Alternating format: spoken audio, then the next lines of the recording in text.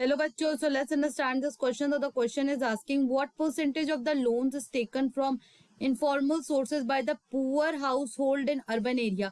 मतलब कि कितने लोग हैं जो कि आपका अर्बन एरिया में रहते जरूर है, शहर तरफ रहते जरूर है, लेकिन गरीब हैं और वो लोग इनफॉर्मल सोर्सेस से लोन लेते हैं.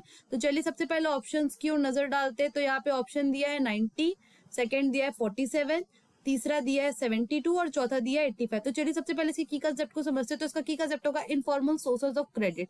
तो जो ये इनफॉर्मल सोर्सेज ऑफ क्रेडिट होते हैं, तो ये आपका कोई भी लॉ और रेगुलेशंस को फॉलो नहीं करते हैं गवर्नमेंट के द्वारा जो फ्रेम किया जाता है. दूसरा, अगर हम इन्हें कंपेयर करें फॉर्मल सोर्सेज ऑफ क्रेडिट से, तो इनका rate of interest as compare to their high होता है. और यहाँ पे आप एक वर्ड देख रहे होंगे, डेब्ट ट्रैप. तो ये डेब्ट ट्रैप मतलब क्या होता है? जैसे मान लीजिए ये किसान है और इन्होंने मनी लेंडर से 50,000 रुपीज लिया विद 8% इंटरेस्ट.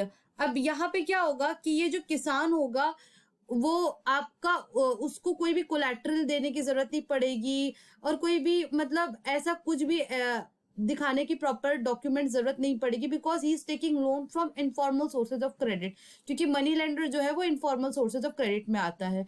तो मनी लेंडर बोलेगा कि ठीक है, तो मैं अभी तुमको 50,000 रुपीज दे रहा हूँ 8% इंटरेस्ट के साथ, तो तुम मुझे इसे सूद समेत लौटा देना. अब ये जो मनी लेंडर होगा वो क्या करेगा? वो चालाकी करेगा. ऑल्दो ये जो फार्मर होगा ये 50,000 रुपीज विथ 8% इंटरेस्ट लौटा चुका होगा, बट ये किसान को ऐसा शो करेगा कि अभी भी उसके कुछ जो रकम है वो बकाया रहेंगे. सो व्हाट विल हैपन, किसान को अब समझ में नहीं आएगा. So he will get trapped in one situation जहां पे उसे एक थर्ड पर्सन से लोन लेना पड़ेगा ताकि वो इस मनी लेंडर के लोन को चुका सके. तो वैसे में क्या है, वो एक विशियस ट्रैप पे फंसता जाता है, जिसे हम लोग क्या बोलेंगे, डेब्ट ट्रैप. और ये सिचुएशन क्यों अराइज होती है? बिकॉज इसे कोई सुपरवाइज नहीं करता है. जैसे अगर फॉर्मल सोर्सेज ऑफ क्रेडिट की बात करें तो उसे सुपरवाइज किया जाता है आरबीआई के द्वारा. अब ये किन किन सोर्सेज को इंक्लूड करता है? जैसे किसी ने दोस्तों से पैसे उधार लिए, किसी ने फैमिली मेंबर्स से लिया या मनी लेंडर से लिया.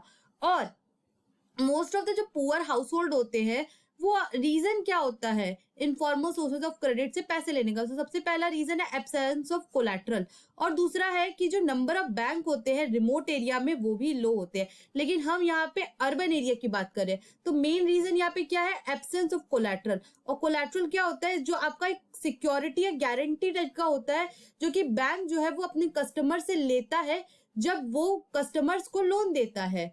So what will be the final answer? Final answer will be option number D. मतलब कि आपका 85% जो लोग हैं जो कि गरीब है और अर्बन एरिया में रहते हैं, वो लोग आपका इनफॉर्मल सोर्सेज से लोन लेते हैं. So I hope this question has been clear to you. Thank you and best of luck.